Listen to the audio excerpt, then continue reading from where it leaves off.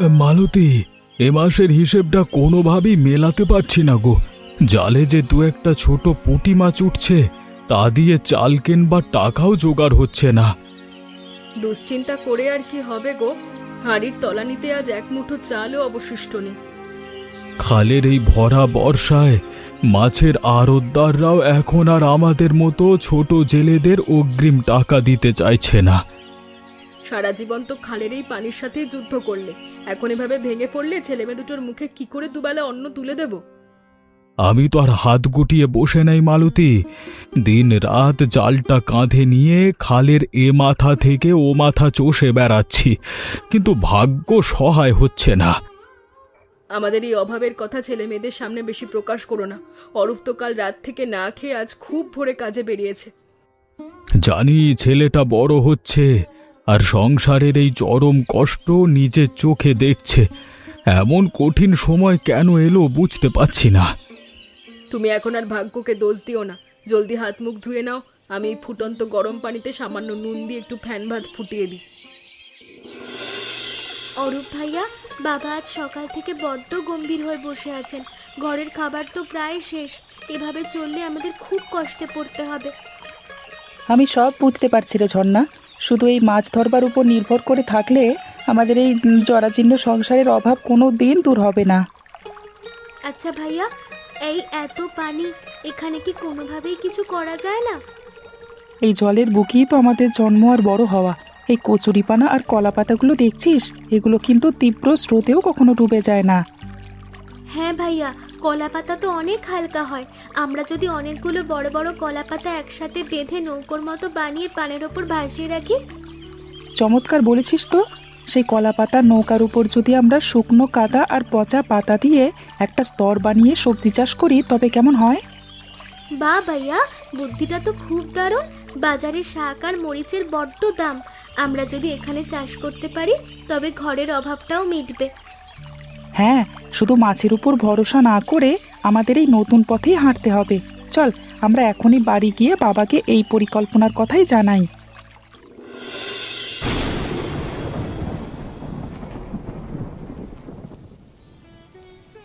বাবা, আমরা সারা দিন ধরে ভেবেছি খালের উপর যদি আমরা কলা পাতা আর বাঁশের কঞ্চি দিয়ে ছোট ছোট নৌকা বানিয়ে ভাসমান সবজি বাগান করি, তবে কেমন হয়?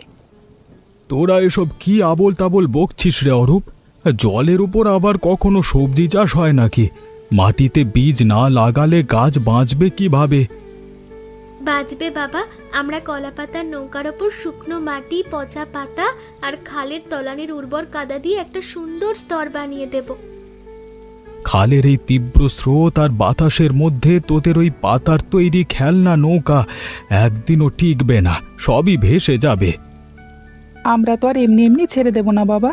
আমরা শক্ত পাটের দড়ি দিয়ে সেই ভাসমান নৌকাগুলো আমাদের ঘাটের বাঁশের খুঁটির সাথে বেঁধে রাখবো। সংসারের অবস্থা এখন যে জায়গায় ঠেকেছে, তাতে তোদের এই অদ্ভুত কথাতেও আমার কেন যেন একটু ভরসা করতে ইচ্ছে করছে। তুমি কোনো চিন্তা করো না বাবা। আমরা তো আর তোমার মাছ ধরার কাছে বাধা দিচ্ছি না। আমরা ভাই বোন মিলে এই পুরো কাজটা গুছিয়ে নেব। হ্যাঁ বাবা, তুমি শুধু আমাদের একটু অনুমতি দাও। কালকে সকাল থেকেই আমরা জঙ্গল থেকে প্রয়োজনীয় কলা পাতা আর বাঁশ সংগ্রহ করা শুরু করে দেব। অরূপ, এই বড় কলা গাছটার গোড়াটা কুড়ুল দিয়ে সাবধানে কাটতো বাবা।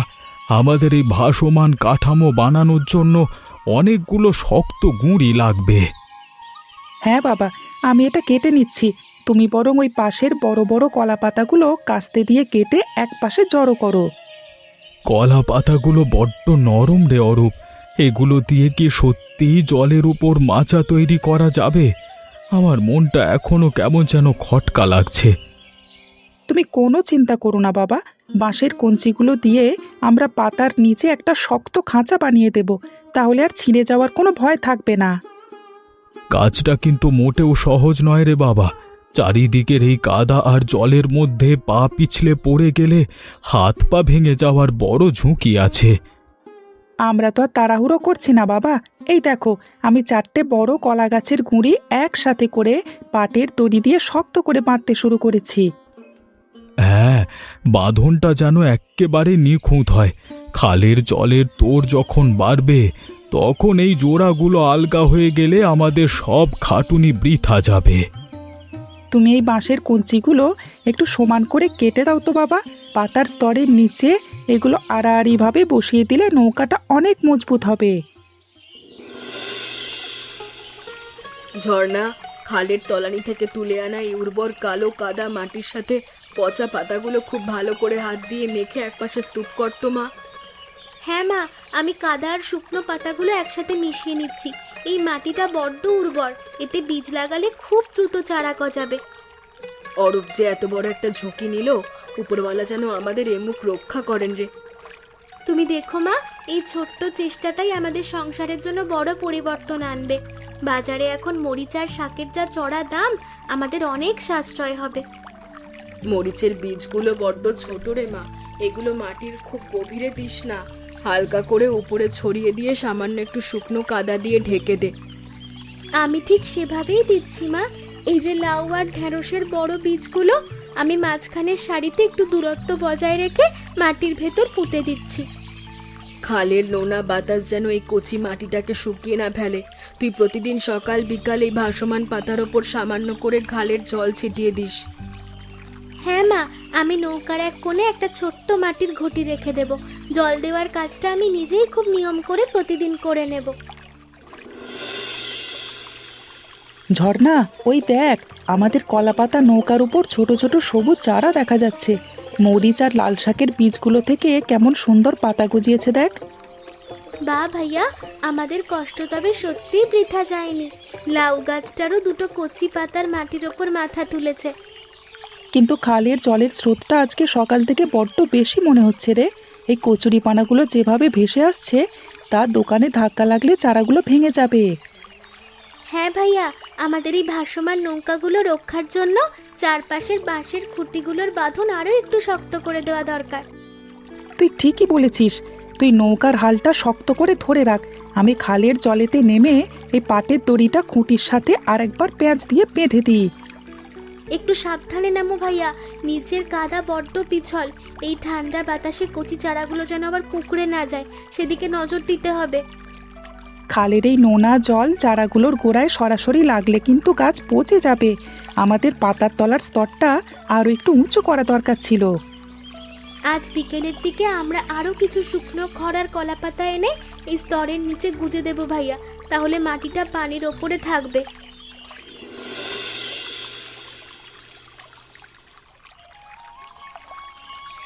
হরিপদ ভাই, ঘরের সামনে খালের পানির ওপর ওগুলো কিসের মাচা বানিয়েছো গো? দূর থেকে দেখে তো আমার চোখ একেবারে চক্ষু চড়ক গাছ হয়ে গেছে। এসো গোপাল ভাই, ওগুলো কলা পাতা আর বাঁশের কঞ্চি দিয়ে বানানো ছোট ভাসমান সবজি বাগান।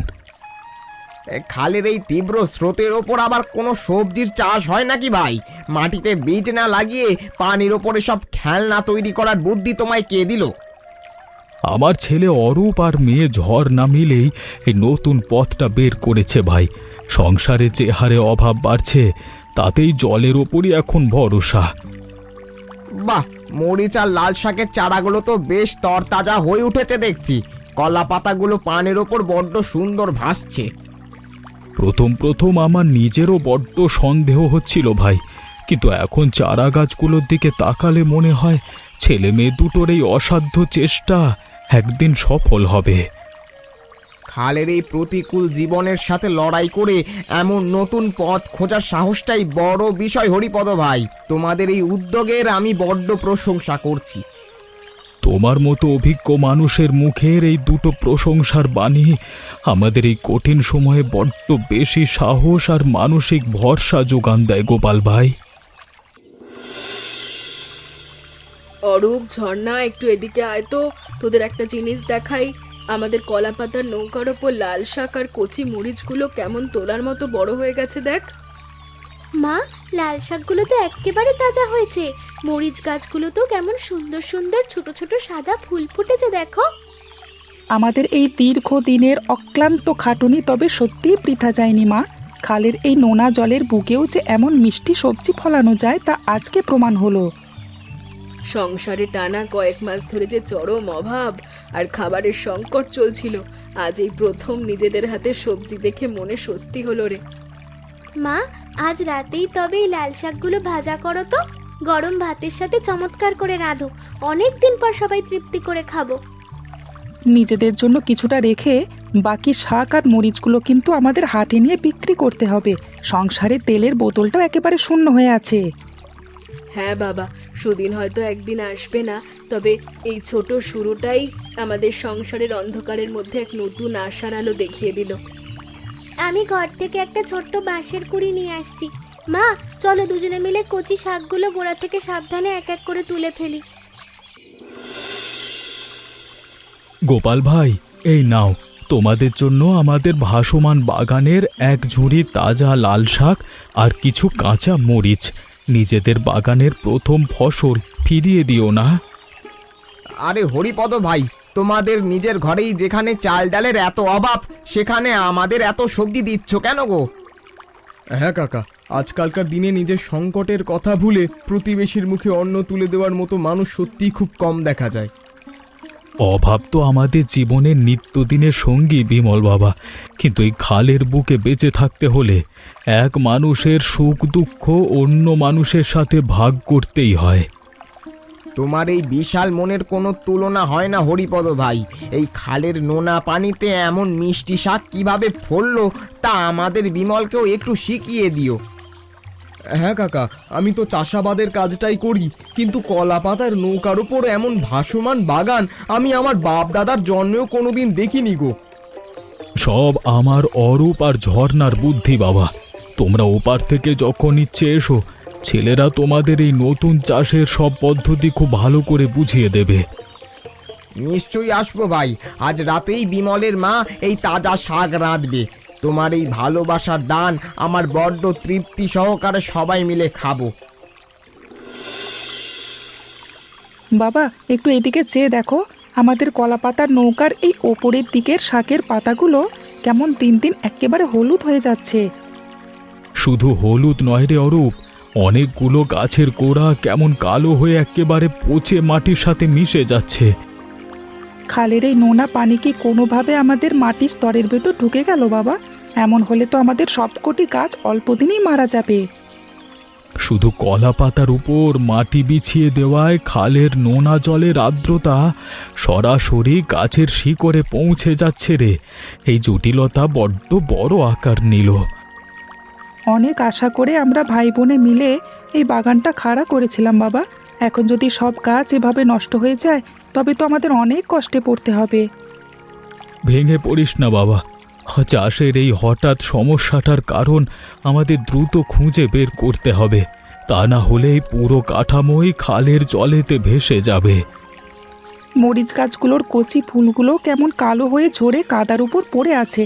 এই দৃশ্য দেখলে নিজের ভেতর বড্ড কষ্ট হচ্ছে বাবা।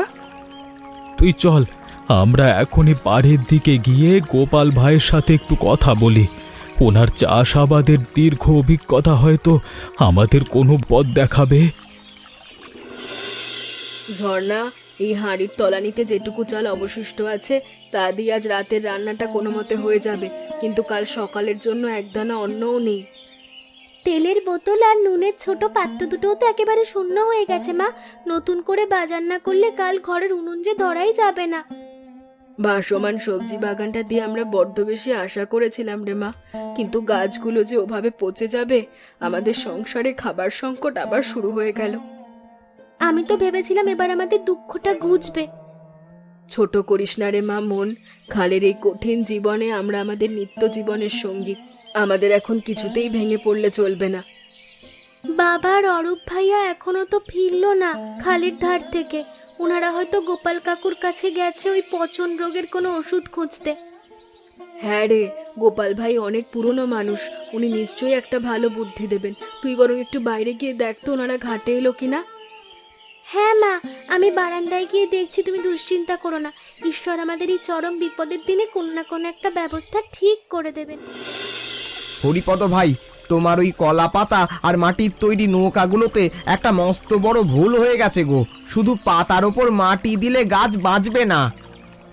আমরা তো আর পুরনো নিয়ম কানুন তেমন জানি না গোপাল ভাই, তুমি যদি এই সংকটের দিনে আমাদের একটু সঠিক পথ না দেখাও তবে তো আমরা বিপদে পড়ে যাব। আমাদের বাপ দাদারা খালের পানিতে যখন এমন চাষ করত তখন তারা পাতার নিচে প্রচুর কচুরিপানা, পচা খড় আর শক্ত বাঁশ দিয়ে একটা পুরু স্তর বানাতো। হ্যাঁ কাকা, ওই জৈব স্তরটা খালের নোনা জলকে সরাসরি মাটির উপর আসতে বাধা দেয়, আর পচা কচুরিপানা থেকে গাছ তার প্রয়োজনীয় পুষ্টিও পেয়ে যায়। বাহ, এ তো বড্ড চমৎকার আর বৈজ্ঞানিক পদ্ধতির কথা শোনালে ভাই। আমাদের মাথায় এই সহজ কিন্তু দরকারি বুদ্ধিটা আগে কেন আসেনি? নিত্যানন্দ, বিমল, তোমরা আর দেরি করো না।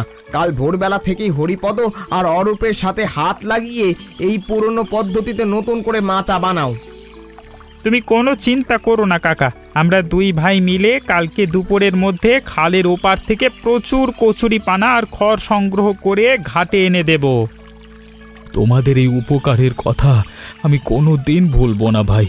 এই কঠিন সময়ে তোমরা পাশে না দাঁড়ালে আমাদের এই নতুন আশার আলো আজই নিভে যেত। অরূপ ভাই, এই লম্বা বাঁশের টুকরোগুলো ভালো করে আড়াআড়িভাবে সাজিয়ে নাও। ভাসমান কাঠামোর মূল খাঁচাটা মজবুত না হলে খালের জলের তোড়ে সব ভেসে যাবে।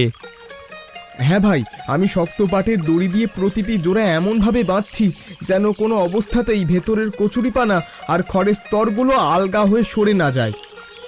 নিত্যানন্দদা, আমি নতুন চাষের জন্য প্রয়োজনীয় পুরনো দেশি পদ্ধতি অনুযায়ী পচা খড় আর শুকনো কাদামাটি একপাশে স্তূপ করে গুছিয়ে রাখছি।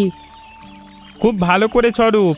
এই পচা কচুরিপানাগুলো যখন রোদে শুকিয়ে একেবারে মাটির সাথে মিশে যাবে তখন গাছ তার আসল পুষ্টি খুব সহজেই পেয়ে যাবে।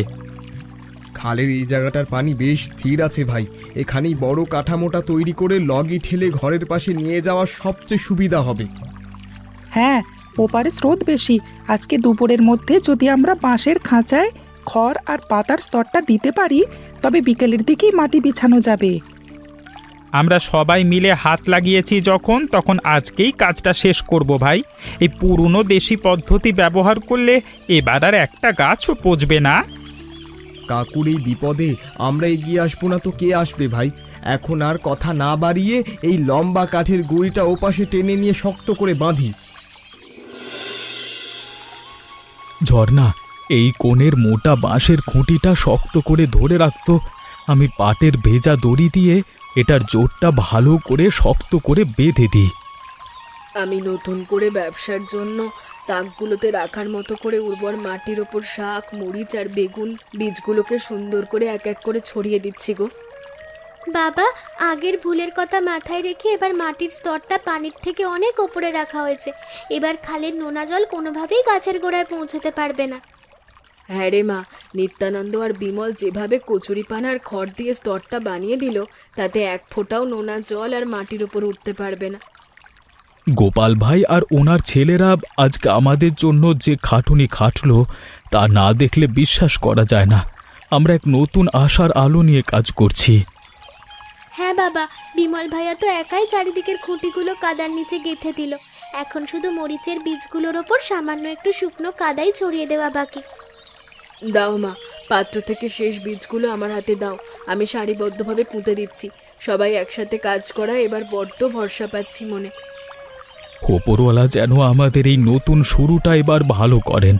এই খালের বুকেই আমাদের মতো সংসারী মানুষের টিকে থাকার শেষ চেষ্টা লুকিয়ে আছে গো। গোপাল ভাই, দেখে যাও, তোমার দেওয়া সেই পুরনো পদ্ধতি আজকে আমাদের এই কলা পাতার নৌকার উপর কেমন বড় বড় লাউ আর তাজা লাল শাক ফলেছে। আরে হরিপদ ভাই, আমি তো আগেই বলেছিলাম পুরনো দেশি পদ্ধতি আর নতুন চিন্তা একসাথে থাকলে মানুষ টিকে থাকে। তোমার ওই কচুরিপানা আর খড়ের স্তরের বুদ্ধির কারণেই এবার আমাদের একটা গাছও পচেনি গো। এই সফলতার পুরো কৃতিত্ব কিন্তু এক্কেবারে তোমার। ওসব বলো না ভাই, খাটুনি তো সব তোমার ছেলে মেয়েরা করেছে। অরূপ আর ঝর্ণা যেভাবে দিনরাত এই বাগানের পরিচর্যা করলো তা সত্যি মেলা ভার। তা অবশ্য ঠিকই বলেছ ভাই। আজকে এই প্রথম নিজেদের বাগানের এত বড় সবজি দেখে মনের সব আশা, কষ্ট আর অভাব এক নিমেষেই দূর হয়ে গেল গো। এই খালের বুকে বেঁচে থাকতে হলে এমন নতুন নতুন পথ আমাদেরই খুঁজে বের করে রাখতে হবে ভাই। আজ বাজারের এই তাজা সবজির বড্ড চড়া দাম মিলবে। হ্যাঁ ভাই, অরূপ আর বিমল আজকে বিকেলেই সবজিগুলো নৌকায় নিয়ে বড় হাটে নিয়ে যাবে। সংসারের সেই চরম সংকট এবার এক্কেবারে কেটে যাবে। ঈশ্বর তোমাদের এই সততা আর পরিশ্রমের যোগ্য ফল দিয়েছেন হরিপদ ভাই। এই মিষ্টি সবজি আমরাও বাড়িতে বড্ড তৃপ্তি করে সবাই মিলে খাবো।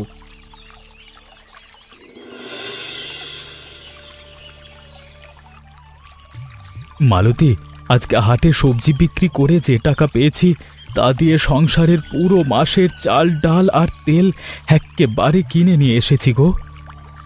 আমি তো আগেই বলেছিলাম গো যে খাল একসময় আমাদের শুধু কষ্ট দিয়েছিল, আজ সেই খাল আমাদের নতুন জীবন দিল। বাবা, আমরা শুধু নিজেদের এই ছোট বাগানেই থেমে থাকবো না। খালের উপর সামনের মাসে আমরা আরো বড় ভাসমান সবজি বাগান তৈরি করবার সিদ্ধান্ত নিয়েছি। হ্যাঁ, বাবা আর গোপাল কাকু বলছিলেন গ্রামের অন্য যেসব দরিদ্র জেলে পরিবার অভাবের মধ্যে আছে তাদেরও আমরা এই পুরনো দেশি পদ্ধতিটা শিখিয়ে দেব। খুব ভালো কথা বলেছিস রে মা। নিজেরা বেঁচে থাকবার পাশাপাশি অন্য মানুষের মুখে অন্ন তুলে দেওয়ার পথ দেখানোই তো মানুষের সবচেয়ে বড় ধর্ম। আমাদের ছেলে মেয়ে দুটোর এই বুদ্ধি আর পরিশ্রমের কারণেই আজ আমাদের ঘরের সেই কঠিন সময় আর খাবারের সংকট এক্কেবারে দূর হয়ে গেল। খালের এই জলের বুকেই আমাদের জন্ম, আর এখানেই আমাদের রুজি রুটি বাবা। এখন আর আমাদের অন্য কোথাও কাজের জন্য ভাগ্যকে দোষ দিতে হবে না। মা, তাহলে আমি রাতের জন্য এই তাজা সবজি দিয়ে একটা চমৎকার তরকারি রেঁধে ফেলি। অনেক মাস পর আজ সবাই মিলে পেট ভরে শান্তিতে দুমুঠো খাবো। এমনই মজার মজার গল্প দেখতে আমাদের চ্যানেলটিকে সাবস্ক্রাইব করতে ভুলবেন না। আচ্ছা বলো তো বন্ধুরা, অরূপ ও ঝর্ণার নতুন চিন্তা কিভাবে তাদের পরিবারের জীবন বদলে দিয়েছিল?